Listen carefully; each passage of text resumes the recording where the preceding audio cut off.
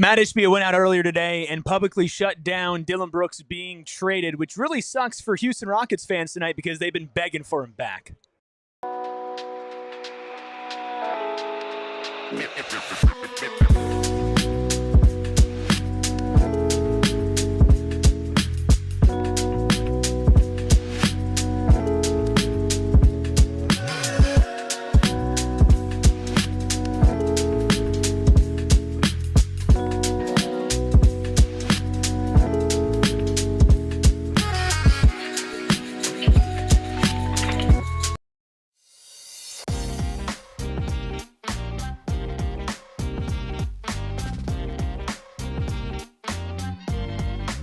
Psychos and sickos unite for a no-takesy-backsies edition of the PHNX Suns pregame show. Of course, brought to you by our friends over at Gila River Resorts and Casinos. You do you.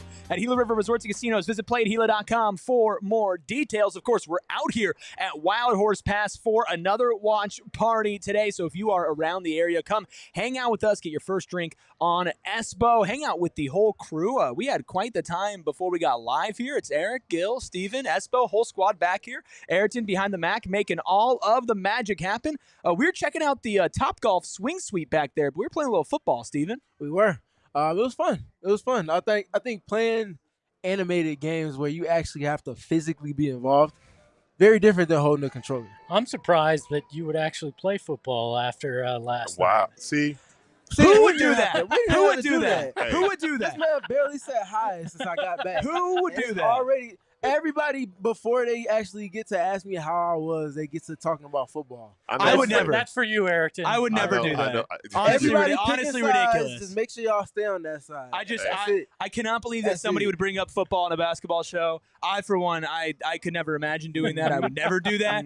But no, we had some fun coming out with us. Some great food, great drinks, always great vibes over at Gila River Resorts and Casinos, and especially Wild Horse Pass. When we're out here as the Phoenix Suns look to take on the Houston Rockets for the third time this season, 7 games above 500 after a massive win last night. Espo, you were not on the post-game show. Just what's your reactions to what was the best win of the Suns season last night? This team is the real deal. We've sat here and you said, oh, okay, well, good start. We'll see what happens. Oh, this December run is going to kill them. We've heard everything. And last night was them stating to the NBA, you can take your predictions and you shove them up your ass, okay? That's where this team is right now. And if they win tonight, all hell breaks loose in the NBA because nobody's going to know what to do with this Suns team because, as you stated last night, Gil, they may actually be able to get a top 4 seed in this Western Conference. If they win tonight, they'll only be a half game back of the Rockets who they play in Houston. And guess what? It'll say to everybody that said, oh, the Suns lost that trade hands down. They lost it completely. They got screwed. Oh, how could they have hired Brian Gregory to make this move? It'll prove everybody was wrong this offseason, and I love it because you will see people on camera right now who did not have those opinions, who said, let's see what these guys can do. Let's see what Brian Gregory and Jordan Ott can do. Who cares what university they may have ties to? And guess what? Those people were right, and Dillon Brooks has come through and helped change things, and we haven't even seen Jalen Green yet, or Kaman Malawach, or Rasheer Fleming, and somehow the Suns still won this deal. I got 2 things. One, to your point about people not knowing what people are going to do in response, I know what they'll do. They'll continue to not pay attention to the team the way that they have all season long. They just beat the Oklahoma City Thunder, and their best player hit a game winner. And there was barely a murmur about it on NBA Today on ESPN. And I can't imagine they talked about it on any of the other ESPN shows because PTI, part of NFL the interruption, playoffs brought and it up. Et cetera, et cetera. Right, and they probably got 30 seconds. Literally. 30 seconds. And they probably spent 25 of that talking about Oklahoma City and whether they're in position to repeat or not. But come on, they got to talk about the Lakers. The Lakers. Exactly. To be fair, Lakers they are today. imploding. Exactly. And then the other part where you mentioned people that were looking down on them, I'm looking forward to seeing a lot of apologies. I know I'm not going to see them, and I know I'm very delusional for even bringing it up. But I would love to see people – I'm looking forward to seeing people talk over themselves because I saw a lot of somewhat prominent and quote-unquote prominent people speaking about the Suns and finality before they even dribble the basketball. Well, and they won't admit that they were wrong. They'll just be like, "Oh my gosh, how big of a surprise is this Suns team? We can't believe it." Yeah, because you won't say I was wrong. That's at least I appreciate that about 100%. this group and a lot at PHNX is if we're wrong, we'll admit it because you're not going to bat 1,000%. You're not going to hit 100% from deep. Like that's not going to happen. But guess what? A lot of people should be apologizing to Jordan Ott and Brian Gregory because they made a whole hell of a lot of assumptions about two gentlemen who bring a whole hell of a lot of basketball knowledge to the table. That's on Michigan State. Shout out Tom Izzo. Shout out Unc. I think that's so big about last night, right? Like it's been so many different things that this team has done that it's like, oh, they might be good. They might be good. They might be good. What they did last night, they are good. And I think now, like you said, people are noticing, but they're not going to acknowledge it, right? So it's like, yeah, it's cool over there. Y'all keep doing it. But I think continuing to stack together performances like that, you're going to have to force the NBA or the league or everybody to pay attention to what's going on. Tonight's a great opportunity to do that because I think some people are going to notice, oh, wait, the Suns beat the Thunder last night. Huh, interesting. What they got? Oh, a back-to-back in Houston, which we'll get into some of the adversity they already faced on the way to face the Rockets tonight. If they can somehow find a way tonight, that says everything that we already know about this team, and that's probably why it wouldn't surprise us. Well, and that's why tonight is so important. I mean, last night, obviously, massively important. You have to celebrate the best win of the season, especially how it happened. The fourth quarter heroics, Dillon Brooks, Devin Booker, Jordan Goodwin with career highs all over the board, except for on the boards.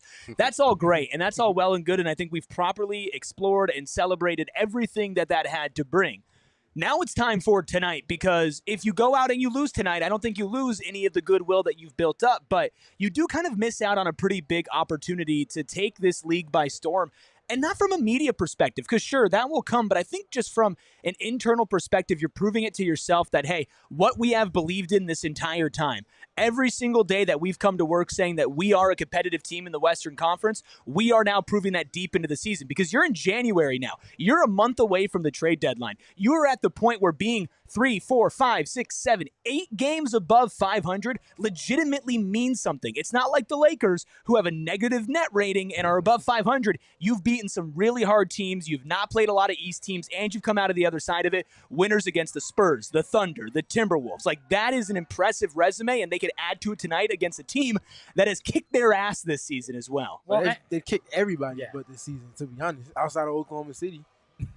Well, and you look at it, and you know for a fact that Dillon Brooks wants to go in and show something. That's just the way this guy is wired. So you know he feels it. And talking about where they'll look and how people will look at this, they're not even fully healthy. Yeah, we have not seen Green play. He's played 30 minutes. That what could come of this group when they're fully healthy is mind-blowing too. This is nowhere where anybody expected them to be, even the most optimistic of us. But let it ride and figure out, even though you got stuck in Phoenix last night and didn't get to travel until today out there, figure out how to get it done because you will continue to surprise everybody. And that fits so much within like the ethos and like what we've expected from this team, what we've learned from this team. Like all odds against you. You got into a 12-round heavyweight fight with the defending champs, best team in the league last night. Then you can't leave until the day of the game against a team who has had your number this year. Not a great matchup for you now. Alperen Sengun is a guy who's not going to be available. I know we'll talk a little about that in a second. So that helps you a little bit. But still, all the odds are against you. Like, there are a lot of reasons. Conventional wisdom would say the Suns don't have a chance tonight. By the way, go ahead. I was going to say, this team has gone against conventional wisdom all year. So, like, today would just be another notch of, oh, man, they did something else that nobody expected them to do except the people who have actually been paying attention. Big shout out to Edgar, who's joining us. Connecticut says first time, long time. We appreciate you Let's go. being here for the live. Huge. Appreciate you. Well, look, like you mentioned, some adversity for the Suns last night, mechanical issues in the plane. They don't get it until today. Head coach Jordan Ott, though, before the game says no excuses, and that's exactly what this team has always been built upon. And you were even saying, Gil, it's like kind of fitting this narrative, like, oh, this team didn't even get it until today, coming off of a back-to-back. Can they still get it done? Well, they will have some reinforcements on the way. Let's go ahead and take a look at the injury report, of course, presented by our friends over at the Husband and Wife Law Team. If you've had a serious injury, call the Husband and Wife Law Team first at 602-783-8841 or visit their website at husbandandwifelawteam.com. The bad news for the Suns?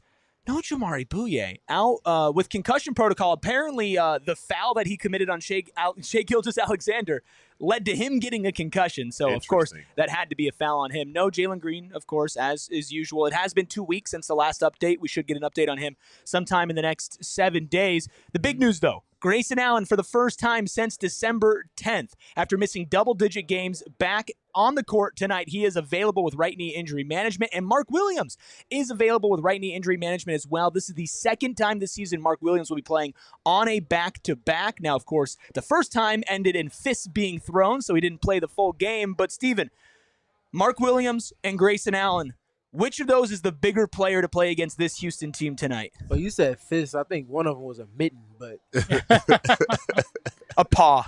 A paw. I like paw as well. What was the question? I'm sorry. I had to let Mark Williams or Grayson Allen? Obviously, Mark on the second night of a back-to-back. Grayson for the first time in a long time. Which one of their additions is the biggest to beating this Rockets team tonight? That's actually a great question. Thank you. That I haven't thought about. I'm gonna say Grayson, and I'm gonna say Grayson because they haven't been able to hit shots against Houston, and I think Grayson naturally being the best. Well, I guess that's actually up for debate with Devin returning to form recently, but Grayson's been the best shooter on the team comprehensively this season. Him being able to not just put up and knock down shots, but also be able to go and get downhill to the extent that he's shown to be able to do this season is something that's been not talked about enough as far as how it's helping them kind of bridge gaps and kind of be solid, having not had Jalen Green all season long. So I'm going to go with Grayson. I think it's tough between those two guys given the matchup, right? Because you know that Grayson will also take some of the ball handling there, which will open certain things up for the offense, can hit those shots. But with the size of, of the Rockets, Mark can play a huge part in this as well. And sure, Sengun isn't there, so they're not quite as big, but that is still one of the bigger issues when it comes to the Rockets for the Suns team. I think they're equally important, and yes, that is a complete cop-out. I'm going to go with Grayson, slightly leaning to Grayson. I'm talking about what Mark does, and obviously no Sengun, that means we'll see a lot of Clint Capella. Like, I remember when they signed him this summer, I was like, how many centers do you guys need? All of them. All of them is whatever it is. But thinking about Grayson, seeing him back for the first time in 3+ weeks, and curious how fresh his legs are going to be. I know they've been kind of easing him back into it with some 5-on-5 in practice or whatever, but for him having the luxury to have not played last night, right? So he should feel a little bit fresher.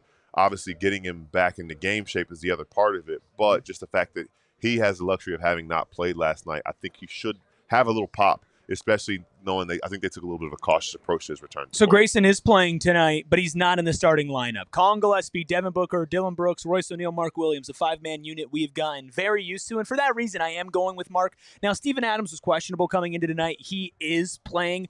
When you go up against physicality like that, rebounding like that against a team that plays like Houston plays, you are going to need a good game from Mark. And realistically, these last, I don't want to say the last couple of games, the last couple of weeks have held a couple of not great Mark Williams games, including the Cleveland Cavaliers game where he scored 2 points.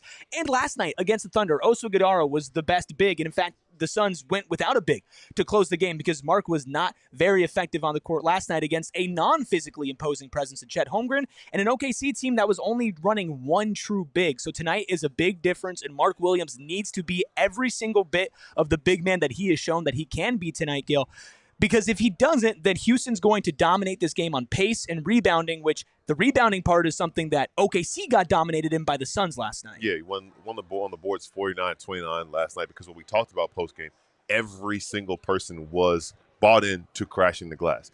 That's what the Rockets like to do, too. They are rebounding offensively still at this point. We've got to this point in the season where all of these stats, like the noise around them, it's legit. They're rebounding at rates that the league has literally never seen before. And that is, it's like historic. So, yeah, you're right. That's extremely important. It doesn't matter who it is, if it's Sengun, if it's Steven Adams, who is one of the best rebounders the game has ever seen, or at least this generation has ever seen. Mark's role in keeping him off the glass is going to be important. And also, let's see what Clint Capella is like. It's not the Clint Capella that was when his first stint with the Rockets. Can you make him uncomfortable? Can you outrun him? Can you win that matchup as well? So I do think Mark is going to be really important for that. Steven, I know we talked about this after last night, but we didn't get a chance to ask you. But how concerned are you about Mark, or was it just two bad matches? Because Espo and I talked about it a little bit after the Cavs game. That was kind of a bad matchup. Last night wasn't the best for him. Do you think it's more of a matchup problem or a Mark problem? I think it's more of a matchup thing, but I think it's slightly a Mark thing, but not directly Mark. the Suns are still trying to figure out how to get him the ball and pick and roll when he's cutting in other different ways, the rim running nature of getting him the ball. He's not a guy that obviously you're going to throw down in a post to the way you do with a Jokic or a Şengün for Rockets purposes. So if you miss those windows that get him involved, how is he supposed to find impact if he's not grabbing O boards? And I think the other part of that too, the vertical spacing. That's not something that we've seen them lean into completely yet. We've seen it in pops, but it's not been consistent. If you lean into that more, that's a way for you to make Mark playable against a team like Oklahoma City. On the Grayson side of things, I want to take a step back. From your experience, Gil, in playing, how difficult is it to come back after not playing for a while and find your rhythm shooting, find your legs? Because that, to me, I think, well, he'll have rested legs like you brought up. How tough is it to find your rhythm? And especially in a game like this where your margin for error isn't going to be a lot and you're coming off the bench, which you haven't done lately. Yeah, especially playing against a physical defense like Houston's too, right? I think the difficult part about that is game speed, right? We always talk about that. There's no way to replicate game speed and game reps. And the other part is you're playing off of people that have gotten used to playing without you. This team hasn't played with Grayson Allen in the lineup for 10-plus games, and they're used to the spacing and things with him not being there, and there are things they have to relearn about that. So I think it's really key for the players coming back into the lineup, how do I kind of find the spots and not impose on what other people have been doing since I've been gone and just be a positive and just add to what we've got going on. So you also, at the same time, the flip side of it, you want to do what you do what Grayson makes Grayson. So I think it's be really important. And I think Jordan Knott is a perfect coach to get somebody in there. We talked about that yesterday with what he does and how he kind of empowers Jordan Goodwin and other guys in that locker room. So I think the important thing is, hey, Grayson, be Grayson. We will mold around you, and I think that's the best way to go about it. And I also love that this was a long time for Grayson. Now that he's back, I can appreciate how long it's been because he did come back from an injury before, and he didn't look like himself. Yeah. He wasn't moving like himself. He still was playing as far as getting downhill and driving, but the results weren't there. He's got to be about as 100% as 100% could be with the amount of time that he's missed with not even technically an injury, but injury management. So really excited to see what he comes out with tonight. What does that term mean, by the way? Isn't any time you take time off because you're hurt injury management? I wasn't taking injury management. I mean, maybe. Hurt. I don't know. I get, but see, that's what happens when you have guys that are doing that. Now, anytime someone's not available, you're assuming that it's a whole thing. I just wanted to say real quick though, this is why having Royce around is still valuable because he can give you a lot of the things that Grayson does when he's at his best. Obviously, they're not the same. They don't even take the same types of shots all the time because he's less of an athlete than Grayson is. But you have two guys that are high IQ, know how to play off of superstars and make quick decisions and can also get downhill. That's as important as anything when you're trying to build out a lineup to combat what teams are doing to Devin. Did you just call Royce Timu Grayson Allen? Is that what I heard? I'm leaving that alone. Look, I'm leaving it alone. Hopefully, we see no Timo versions of anybody tonight. The whole squad is here at Gila River Resorts and Casinos. You can come by, too. We're out at Wild Horse Pass. Tip off in just about 12 minutes. You can still come by if you're in the area. You're just getting off of work. Come hang out with us. First drink is on Espo. Come hang out, have some good food, watch some good basketball as well. I do love that one of the new theories in the chat is that I'm short. I love that. I really do love that.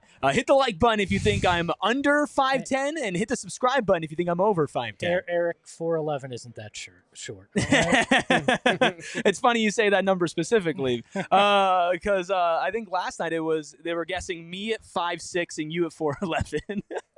Gil at 7'3". I'm fine with being a short king. Short kings. Right? Hey, there's nothing wrong with being a short king. I'm just not one of them.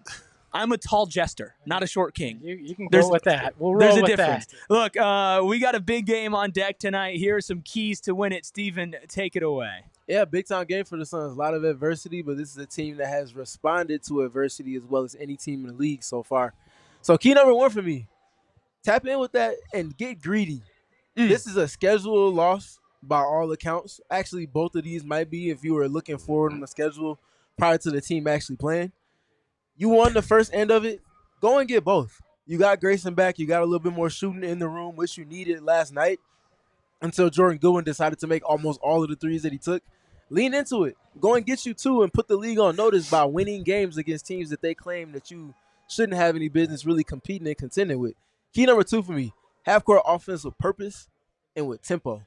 If they're playing Reed Shepherd, do not let him off the hook. Make him guard somebody, and that somebody should be Devin Booker as much as you possibly can. No different than you did with Shai Gilgeous-Alexander last night. But do so with the tempo. Don't get bogged down trying to hunt your matchups. Go get your paint touches and play to your advantages the way that you showed to do last night. And then the last one for me, you want to find your defensive footing. This is obviously a Rockets team operating without their hub for offense. But guess what?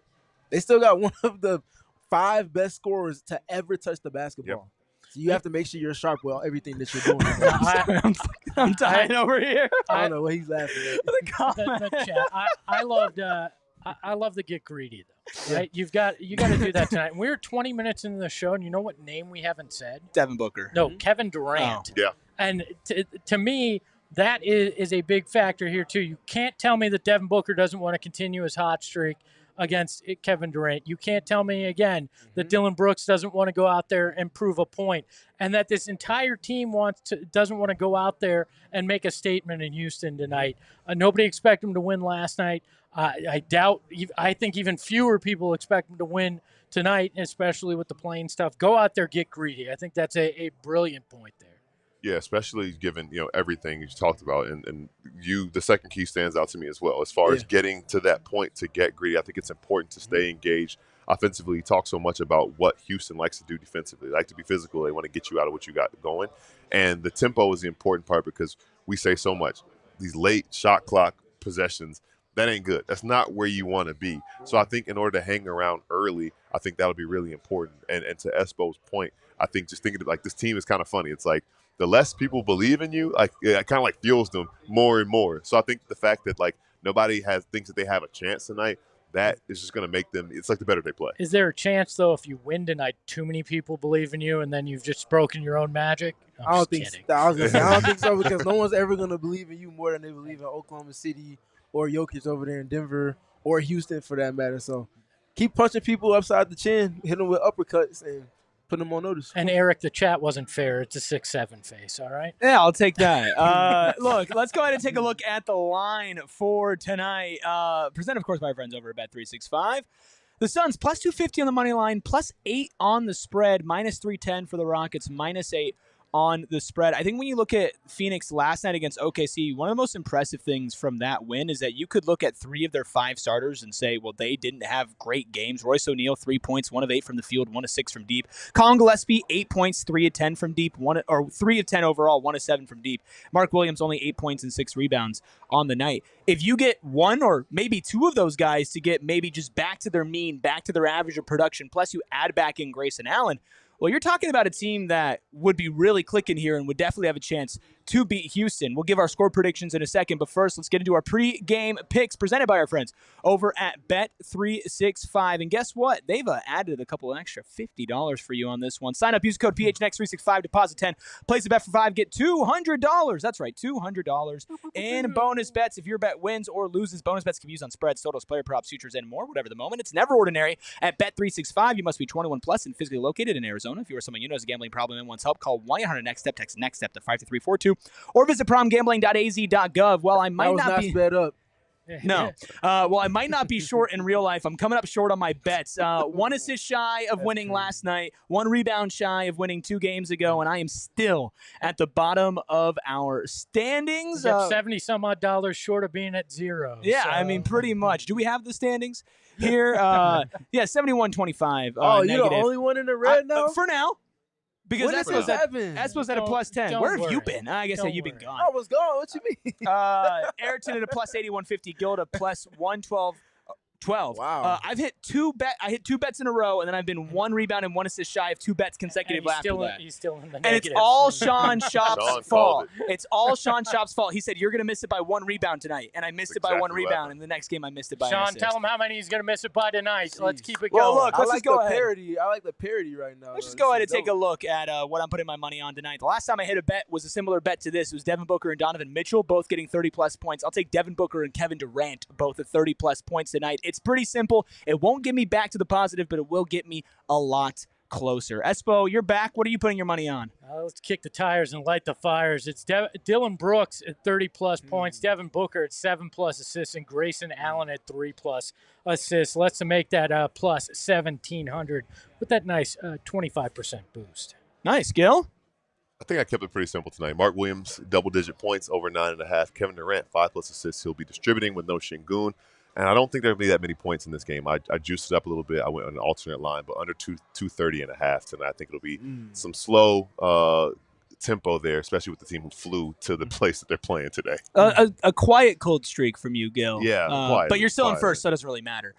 Ayrton in second place. This is what he's putting his money on tonight. Literally just Phoenix Suns money line, plus 250. Now, give me a thumbs up. Was that a purposeful bet, or was that an I forgot to send in my bet? Yeah, we're currently on land that you can't put in bets. Okay, so gotcha. So he could not put in his bet. But you know what? I don't hate that. Plus 250 on the money line is not bad. But do they win tonight? Let's go to take a look at our score predictions. 118-114. Suns win for Steven, and 107-103. Suns win for Gil. Espo, you and I going with the Rockets in a close game.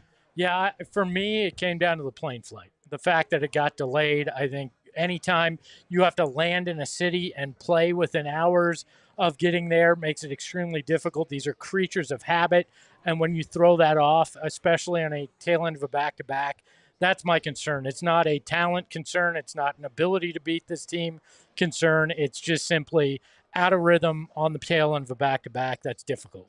You guys are confident, though. I believe. Love that. It just feels like, the conventional wisdom. It kind of feels like that. You know, in the playoffs, you have a team that goes 7 games. They go play against a team that's well-rested. They don't even have a day to, prepare. They just go play, and they're just playing freely and, whatever happens. I think we'll see that kind of thing from the Suns tonight. It's whatever. Let's go play, see what happens. And then they'll look up, and it'll be the fourth quarter, still close, and they'll make enough plays to win.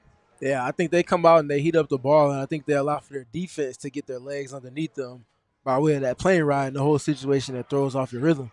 So I think the defense is going to lead the dance for them as it typically does when they win games. And I think that in tandem with Houston trying to figure out how to get their bearings without their hub for offense. And we know what a Kevin Durant-led offense can look like at times if you don't have someone that can balance that with them. Could be a lot of turnovers. There's only one other team in the league that forces more turnovers on percentage of possessions than the Suns. If they're dominating that margin the ways that they've shown to be able to, I can see them winning this game, and that's really going to put people in a position where they have to remember that there is a basketball team in Phoenix, and they're damn good. Yeah, they are. And let's end our pregame show where we usually start. Let's take a look at the Suns must-win meter for the night. It's a high one, 8.4, but I'm not at the highest. No, Gil, you're at a low 7. Steven, you're at an 8. Ayrton, you're at an 8. I'm at a 9. Espo, you're at a 10. Why a 10? Yeah, because I'm a bitter, pain in the ass that holds grudges, and that's the Kevin Durant factor. You have to win it because I don't want to deal with the Kevin Durant stand. So go win the damn game. There we go. Well, if they win, if they lose, we'll be here live from Gila River Resorts and Casinos Wild Horse Pass for our post-game show just a couple of minutes after the final buzzer. If you're in the area, come hang out with us. Come watch some basketball. Come get a free drink. Come eat some food. It's going to be a great time. I already see some people filing in the back, so come hang out with us. It is not too late to come out to Gila River Resorts and Casinos Wild Horse Pass, but for a lot of you that are not in the state, of course, making the post-game show will be plenty. Of course, you can follow the show at PHNX_Suns. That's on Twitter and on Instagram for live in-game updates, injury reports, fun film breakdowns, everything in between, all in one unique place. And, of course, you can follow me at RUBY. You can follow Gil at GilMcGregor_. You can follow Steven at StevenPG3. That's Steven with a PH. You can follow Espo at Espo. You can follow Freckled Mamba at Freckled Mamba. And this is for the people in chat who asked me to stand up. Okay. We good? Are we all good? I'll stand up as well. There we go. We'll see. Man, get off your tippy toes. No, he's on the chair. He's on the chair. And we're on our way out. We'll talk to you in post. We all silly like the mayor.